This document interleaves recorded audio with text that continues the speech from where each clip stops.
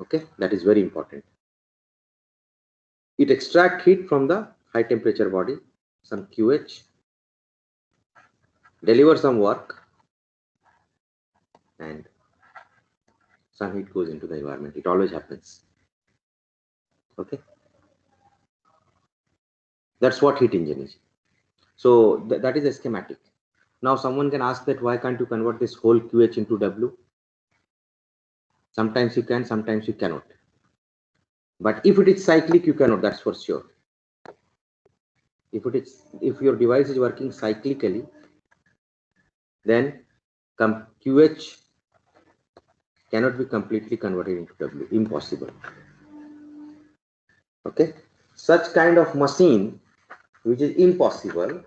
Okay, this is called, give me a more minute, this is called PMMSK.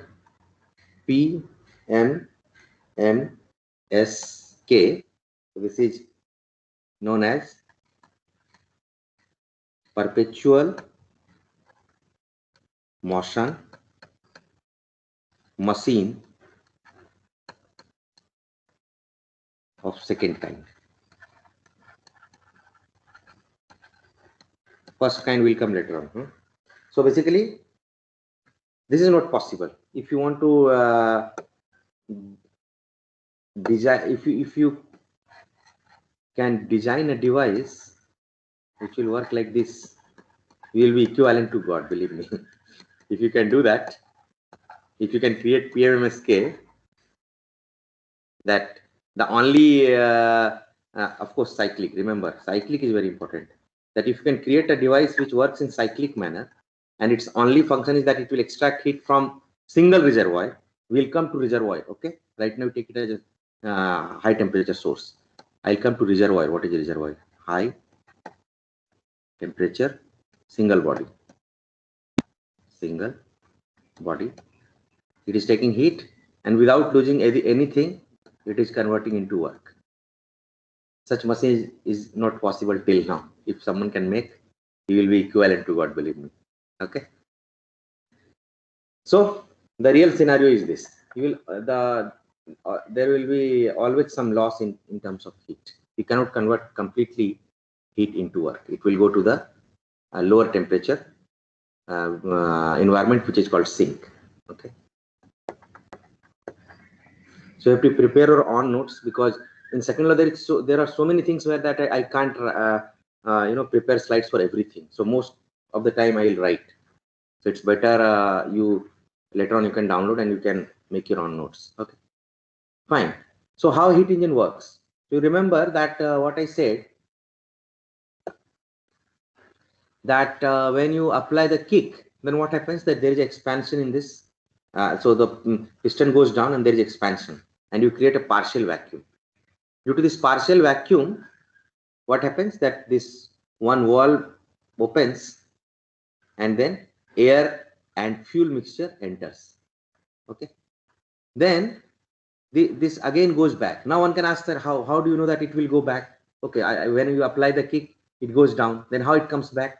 So that is a work of mechanical engineer, how it comes back. There is some spring piston system, so that it wants to return to its mean position. You remember I just given you a hint. So that is not our that is not the scope of this discussion, but I'm just discussing that if you fix it with a spring, some system, and if you push it in this direction, it will try to come back to its original position.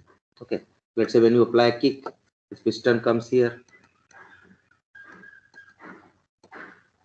but then since there is a partial vacuum, because this is the extra space you are creating, so this Hello. Yes. Hello, sir. Sir, I am Ankit. Sir, am I audible? Yeah. So where you were when I called your name? Sir, actually, last week there was some tragedy occurred in my home. So right now I am not able to attend your club, but I will try to follow your recording, sir. Either you or your faculty advisor, someone should inform me, right?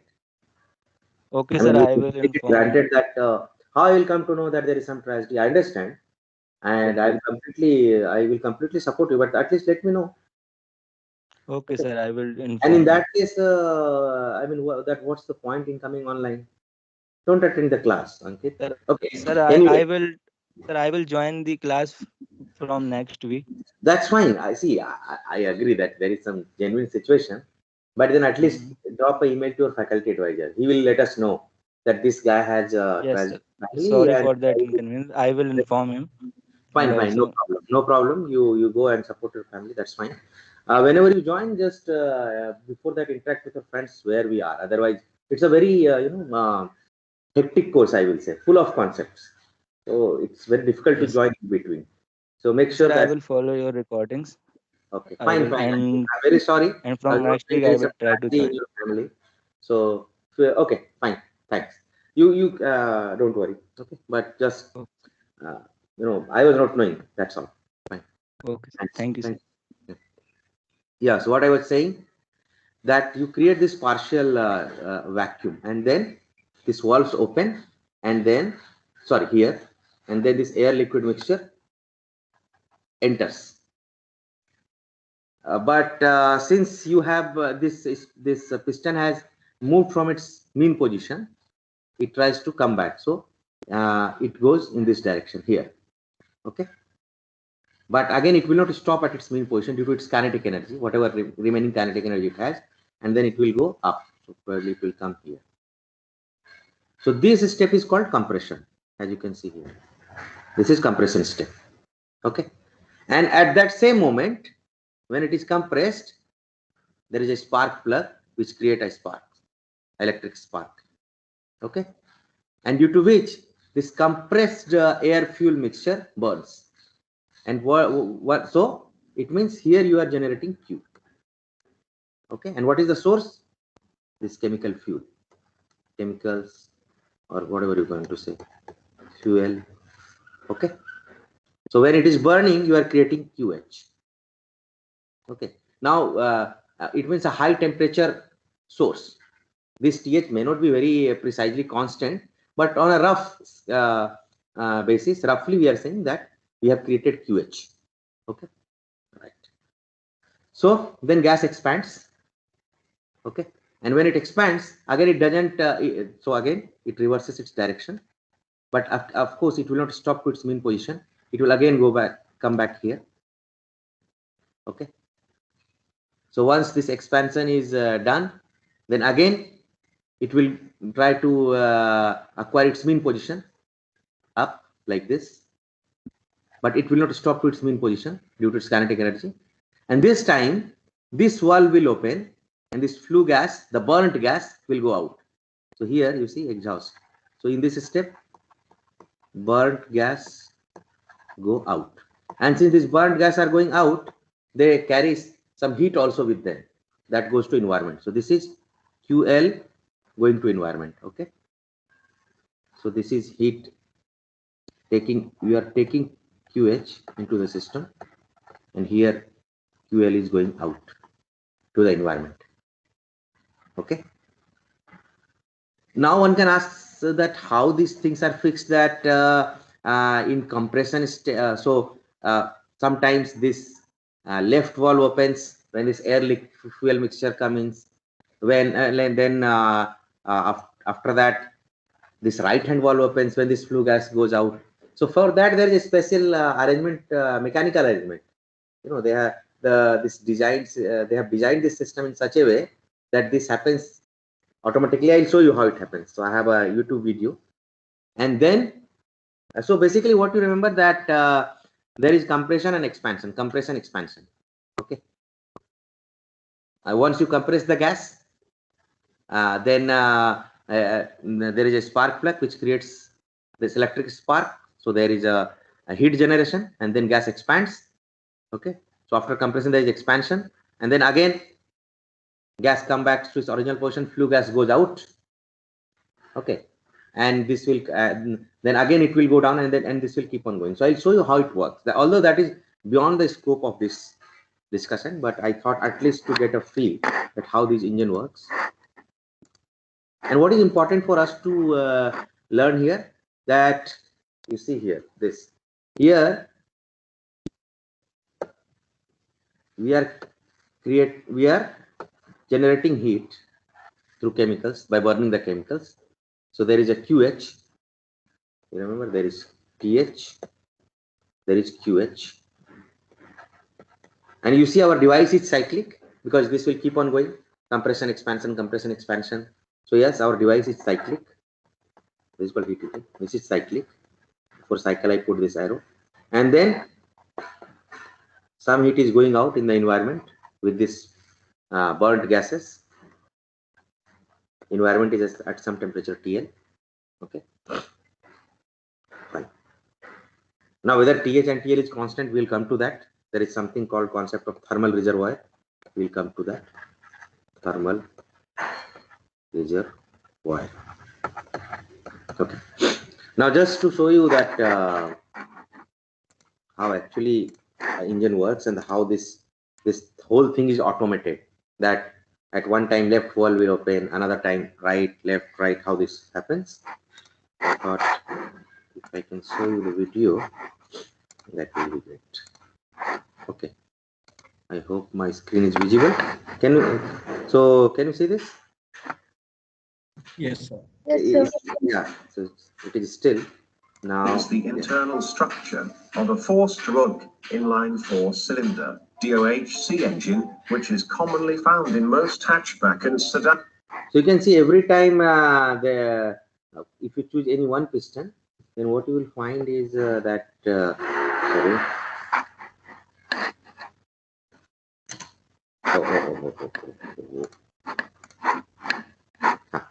What you'll find that you see that when it goes up, this chemical, this air fuel mixture is due to the spark, they start burning, and then there is expansion. Okay, now you just wait for the video.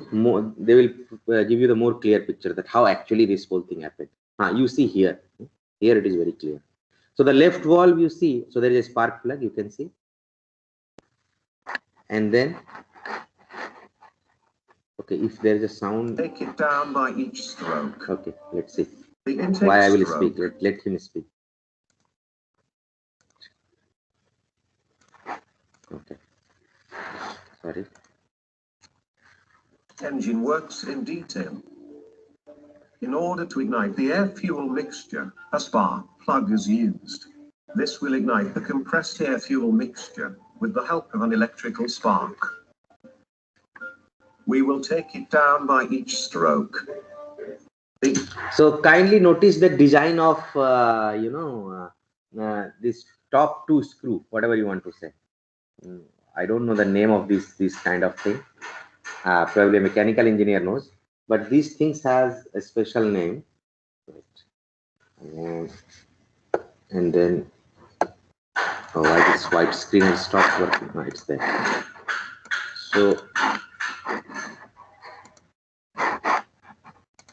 So these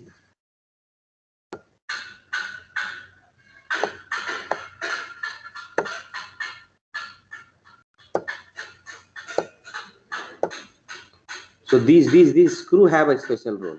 You will see that the way they are rotating, they make sure that at one time only one valve is open. Okay, so if this is open, this will be closed, and if this is open, this will be closed, and that is due to the design of these two. You see, both looks identical, but their motions are in such a way that when this sharp nose is down for left one, it will be up for top one. Okay, rather than I speak, now you see it.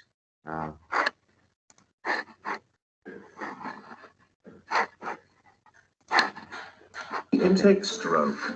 The inlet valve opens and the downward movement of the piston creates a suction. This pulls the air-fuel mixture into the cylinder. Once the air-fuel mixture is in the cylinder, compression stroke begins compressing the mixture. At this time, both inlet and outlet valves stays closed. At the end of compression stroke, the air-fuel mixture is ignited by the spark plug. The explosion exerts pressure and pushes the piston down. This is the power stroke which produces power to the crank. At the exhaust stroke, The outlet valve opens and the piston pushes out the burned gas. The cycle starts again from intake stroke, keeping the engine running and produces power. So you can see that For a carburetor due to engine, these two the air top and black fuel are mixed special inside kind the of carburetor assembly and screw, fed to the cylinders. In the case of only a one valve will remain fuel-injected open. engine, the fuel is injected into the intake manifold or directly into the cylinders. Since only a power stroke produces power, you may wonder how the engine turns continuously. Well, the answer is in the crank itself. The flywheel and the crank counterweights provides momentum, which keeps the crankshaft from stopping immediately. Yeah. So this is For due a to crankshaft mechanism. engine, considering That there is any always a time kinetic distance, energy here. one cylinder is always in power stroke, which produces more power and Yes. less vibrations comparing to a single cylinder engine. And that is how a car engine produces power in simple. Thanks for watching and stay tuned Okay, for so you more can presentations. go in more detail if you want. That's all I can say. That if you're interested in how actually we can we maintain this all four strokes after one kick or after putting the power button on in car. Okay. The bottom line is that for our purpose, what we should remember. So that is the work of a mechanical engineer, how to make it work continuously. Our work is to know the thermodynamics of this. Okay. So all you remember is that there is a compression and compression followed by power stroke, which is expansion step, and we generate heat at QH.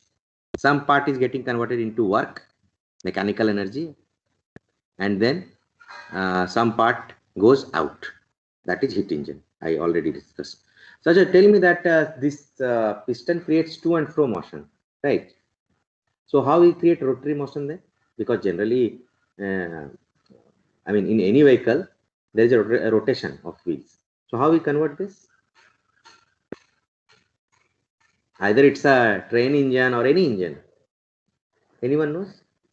Because piston, this system which you just saw in the video and here in this schematic, here the piston is moving to and fro, like it's not a rotary motion. So how we convert it in rotary motion? So that piston, like the arm of the piston is connected with like Yeah, other so that things. is a crankshaft mechanism. Okay. Yes, sir. If you will see, if you want to see it, very closely, then you can once you are back in campus, visit this heritage building just beside our chemical engineering building, and then you can see that locomotive, uh, the steam engine. There you see this crankshaft mechanism. You can see it easily. Okay, so there is something called crankshaft, and as someone pointed out very rightly that you have to connect one rod at the periphery of the wheel, and the other end of the rod is with piston. So whenever piston will go, back to and fro, the wheel will rotate. That's very in these days that is very trivial to create such motion. Okay, fine. So we know about heat engine. A similar kind of, if you want to know where else we can find example of such heat engine. So since the general definition of heat engine is taking heat from higher source, okay, and then some work and something will go out in the environment. So another device is thermal power plant. So I'll just draw roughly. Okay. So in thermal power plant, what happens is that let's say this is boiler. Okay. This is boiler.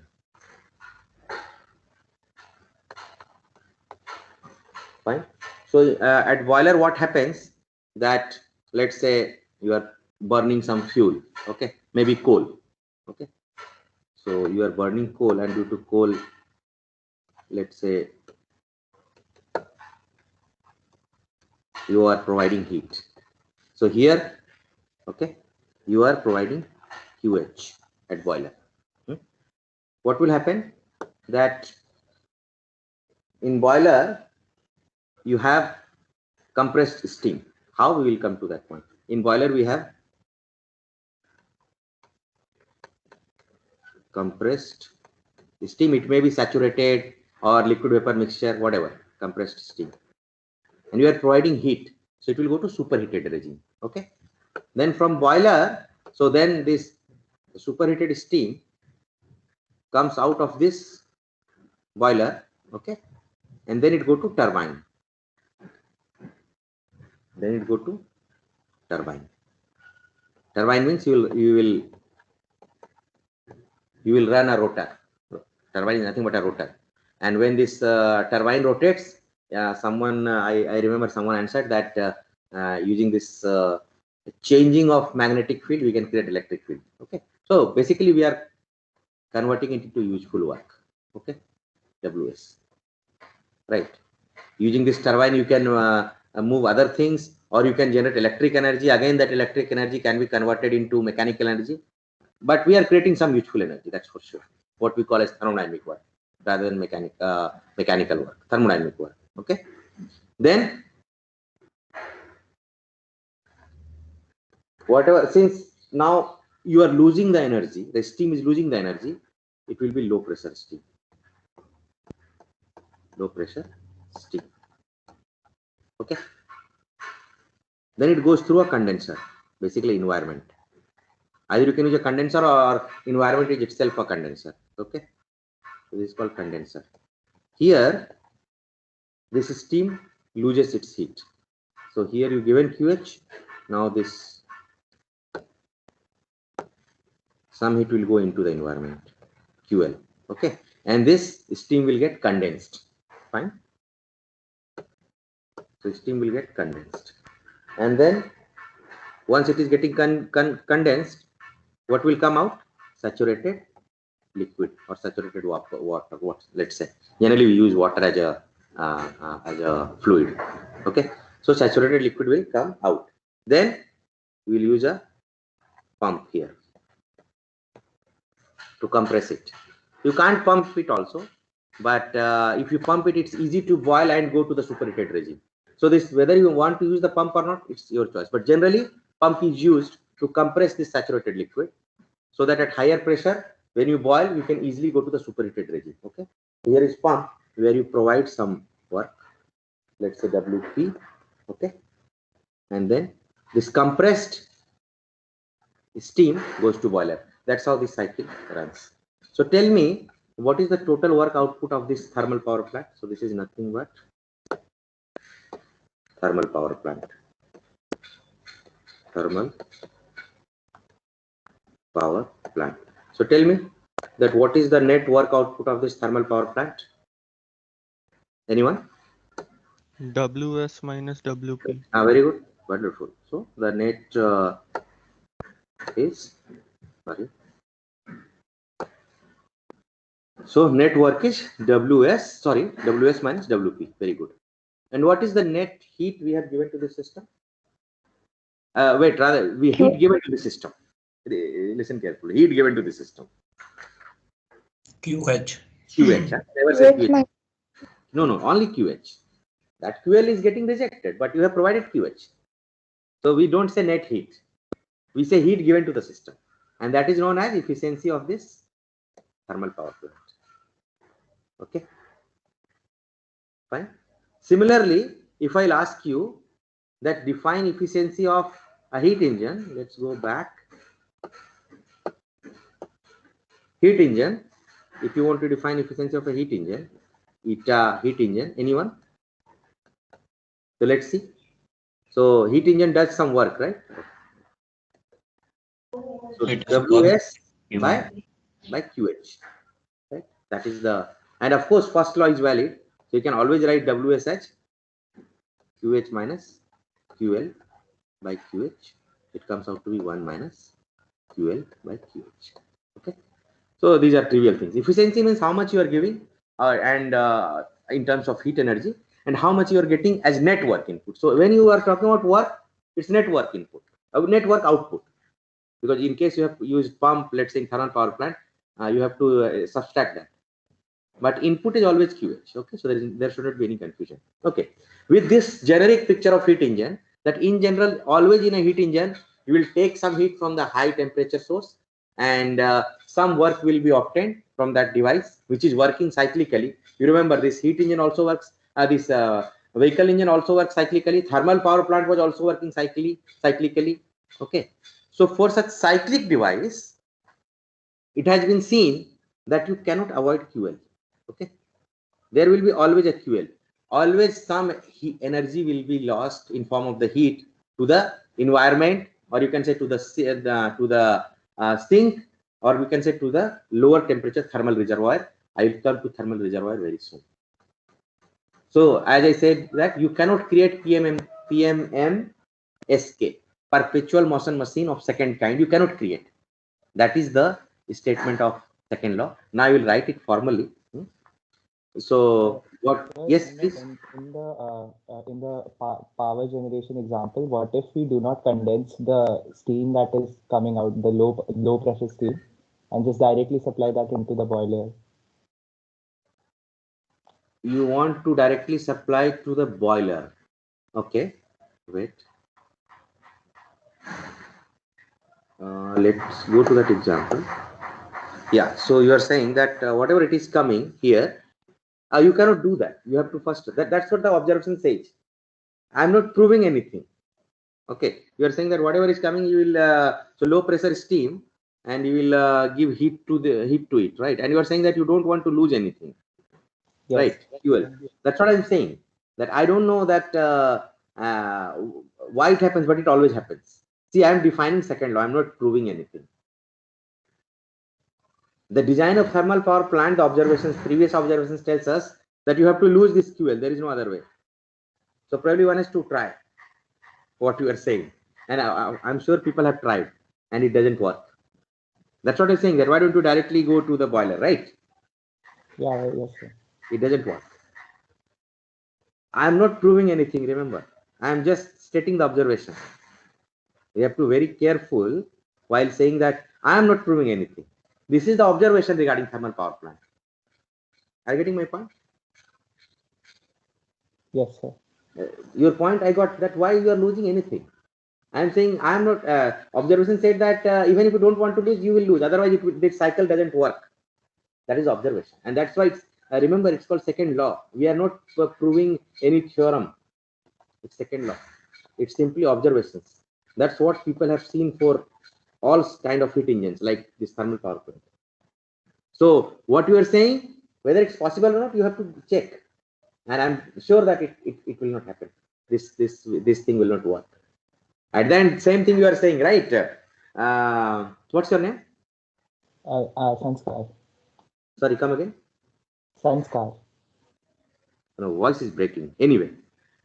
So see what I'm saying, ultimately you're saying that you are making a PMMSK, isn't it? That you're saying only take QH work, and then again this low pressure steam will go to boiler, QH work. So basically what you are saying, your device is only this, right? Isn't that's what you are saying, right? Yes, sir. This is PMMSK, you cannot create it, and it's a law, so I cannot prove it. You have to verify it experimentally. That's why I say if you can do it, you will be equivalent to God. Okay, so we can't do that. It's not possible. You cannot create such device, and it's a law. It's an observation. I am not claiming anything. That's what people have seen. Fine. So what is perpetual motion machine of first kind? I think it should be related to first law. Since you raised this point, let me see. I think I have to go to first law. Let me, give me a minute. I have to remember. I don't remember. I have to see. Sorry. So second kind we are done. Let me see where is the first kind. It will take a minute. I will tell you. Let me go to first law. Probably it's discussed there. PMMK1. Why don't you give a Google search? Any one of you? These are very famous things. I don't remember. That's a different thing because I don't believe in memorizing things. So let me see. Meanwhile, you do a Google search. PMM perpetual motion machine of first kind. What it is? There should be some first kind. And if someone found the answer, please share it with us. I am going through a book just to find out where it is.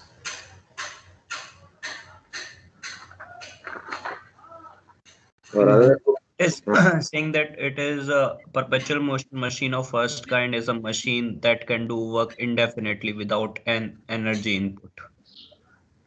So without energy input. Without energy input. Okay, how it's possible? Okay. First, let me find the book. Otherwise, I will also do a Google search. But where is that? First, I have to find out PMMK first kind. Okay, leave the book. I can find it later on. Let me do also a Google search. Or can you put it? I will see it in the break and then I can tell you. Is it fine? Okay, rather than wasting time here. Yes, sir. Okay, yeah, I'll tell this. These things are easily known, so don't worry. Okay, so our dear friend who wanted to create this PMSK. So that's the second law, right? Now I will formally show you the statement of second law, okay? And where I have kept it. This is fine. Okay. Now I have to download it, the slides. So give me a moment.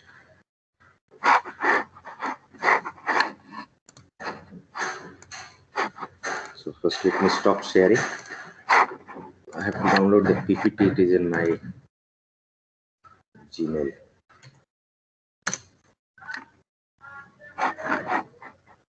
Because there I have everything put in a nice format, so I'll write it again.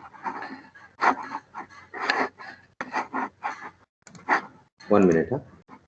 I have to download the updated PPT for second law.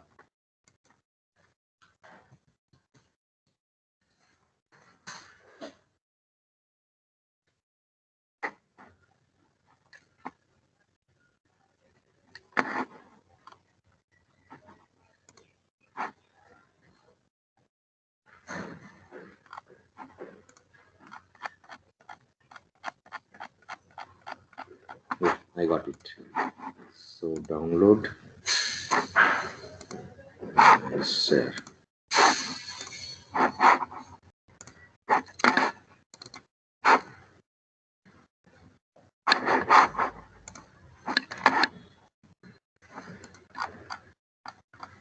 Yeah.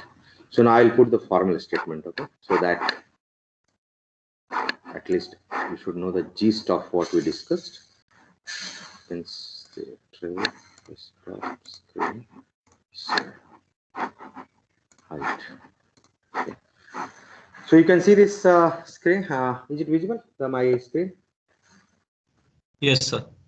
So you see now I am formally telling you this whatever we have discussed, this conversion of heat into work and PMMSK.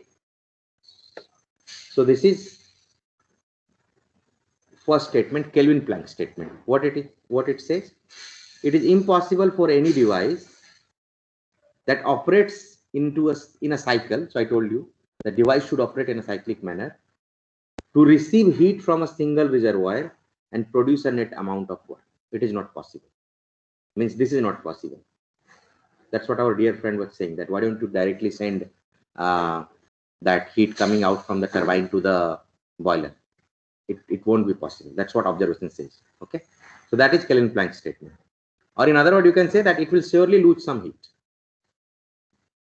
to the source. Okay. Acha, is it possible to work? We can convert into it. We said yes. We have seen it. So this is possible. This is fine. But this is not possible.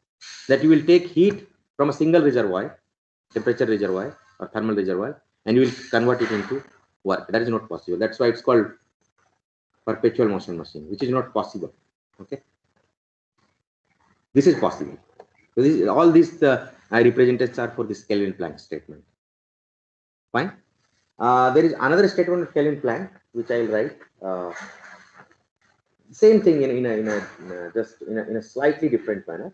And what it says is that it is impossible to construct. So let me write it for you. You should spend some time on these statements.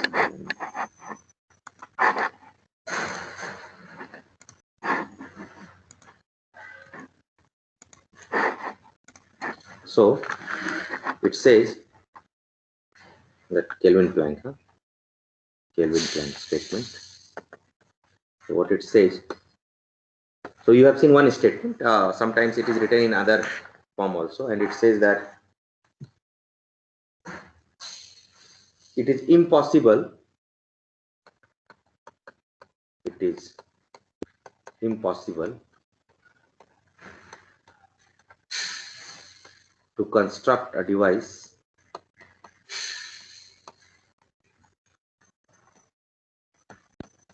okay to construct a cyclically operating device. Cycle. Oh, sorry.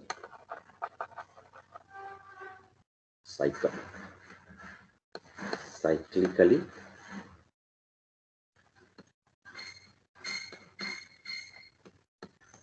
operating device such that it produces no other effect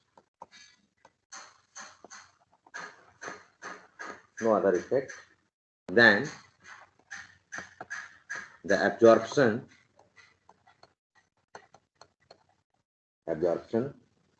of energy, well, you can say heat energy, absorption of heat energy from a single thermal reservoir. Don't worry about this definition. Thermal reservoir, I'll come to that. Reservoir, and performs an equivalent amount of useful work. Same thing. So basically, it is impossible to construct a device which will operate cyclically, and it will produce no other effect than it will just extract the energy from single thermal reservoir and convert it completely into work, useful work, thermodynamic work. That is not possible. Okay, fine. So then there was another guy. That another guy was Clausius. And what Clausius said, that is written here also. Clausius says this, that this is Clausius statement. It is impossible to construct a device so that operates in a cycle. So cycle is very important. We are talking about cyclically operating device, and produces no effect other than heat transfer of heat from a low temperature body to a high temperature body. Basically, let's say this is what is Clausius statement, and I'm sure intuitively also you know this, that you have never seen such kind of.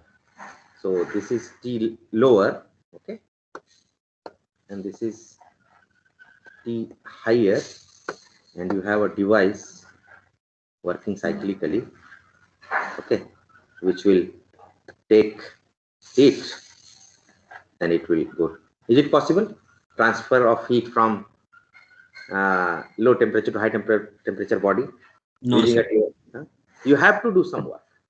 So this is impossible, not possible. That's why it is written no. Of course, reverse is possible. That you know, this is the irreversible process. All hot bodies cool down, and so reverse is possible. Okay, if you want to make this possible, you have to do some extra work. That is a Clausius statement. That's all. You can see this is just reverse of this. Okay, so both are equivalent. We'll see.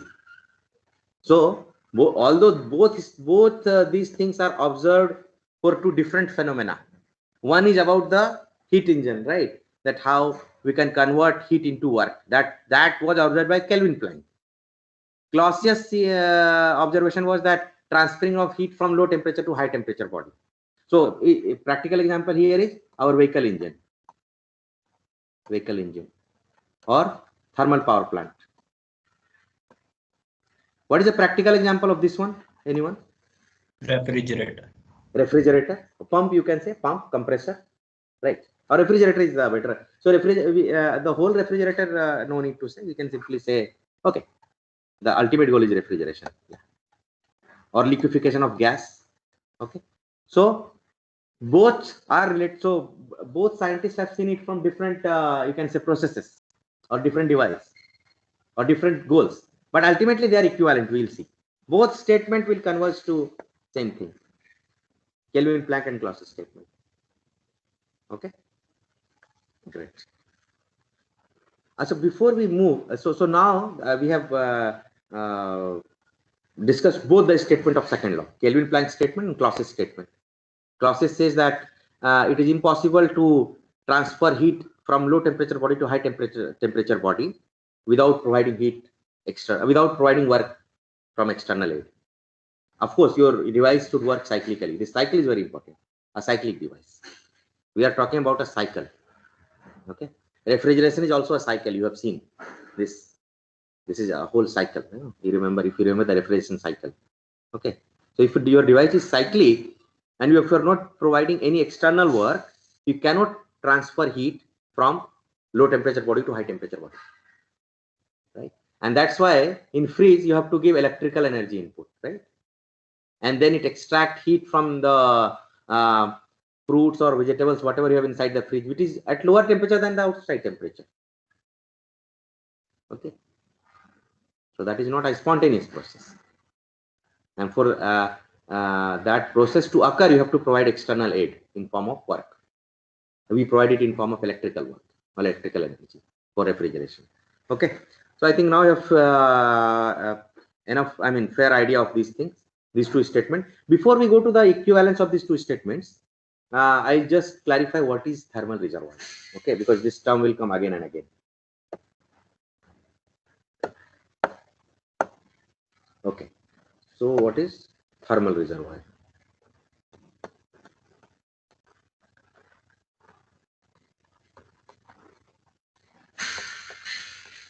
So thermal reservoir, you should understand a body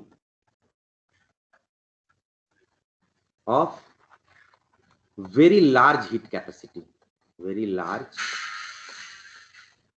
heat capacity means capacity to contain heat as compared to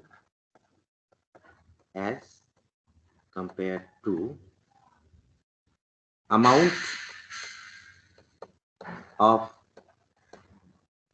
heat transfer or interaction involved in a process.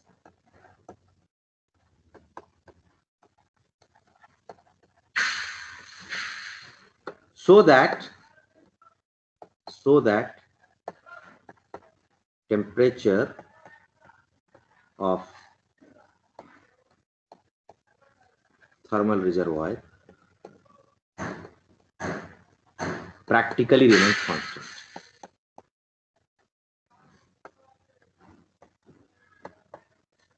It simply means that if you are exchanging a small amount of heat using a thermal reservoir, its heat capacity is so large that with this small extraction of heat or a small absorption of heat, its temperature will not change significantly. So practically the temperature of the thermal reservoir will remain constant. Can you give me an example of such thermal reservoir? Practical example. Think over it and try. Sun. Sorry? Sun. Surrounding, right? Sun. Sun, yes. Well, wonderful. But generally we don't deal with sun. So anything else? Sun is good, very good. Anything else? Environment, our surrounding, atmosphere. Let's say our atmosphere. Anything else? Ocean. Right. Anything else coming into your mind?